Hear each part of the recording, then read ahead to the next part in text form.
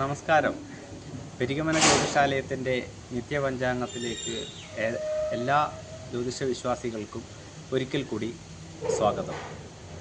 ഇന്ന് നാം ചിന്തിക്കുന്ന ഒരു പ്രധാന വിഷയം, ജ്യോതിഷം എന്നുള്ളത് ഒരു പ്രവചന ശാസ്ത്രമോ പ്രവചന പദ്ധതിയോ എന്നുള്ളതാണ്.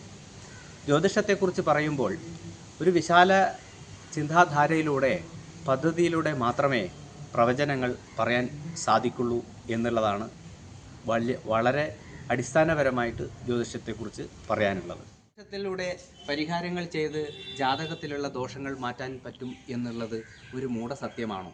ജ്യോതിഷ വിശ്വാസങ്ങൾക്ക് കോട്ടം തട്ടിയോ? വിശ്വാസത്തെ ബോധ്യപ്പെടുത്താൻ 100% ശാശ്വത പരിഹാരം എന്ന കാപട്യത്തിൽ നിങ്ങളും വീണുവോ? ശാശ്വത പരിഹാരങ്ങൾക്ക് ജാതകത്തിലെ ദോഷങ്ങൾ ഒരു കാലത്തും മാറ്റിയെടുക്കാൻ ഒരു ശാസ്ത്രത്തിനും സാധിക്കില്ല.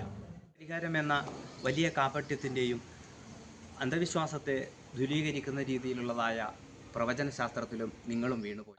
പെരിങ്ങമന ജ്യോതിഷാലയം ശാസ്ത്രീയമായിട്ട് ജ്യോതിഷത്തെ എങ്ങനെ കൈകാര്യം ചെയ്യാനും എങ്ങനെ അത് പ്രശ്നത്തിലൂടെ പരിഹാരം കണ്ടെത്താനെന്നും ഇപ്പോൾ അവതരിപ്പിക്കുന്നു നിത്യപഞ്ചാംഗം എന്ന ജ്യോതിഷ പദ്ധതി.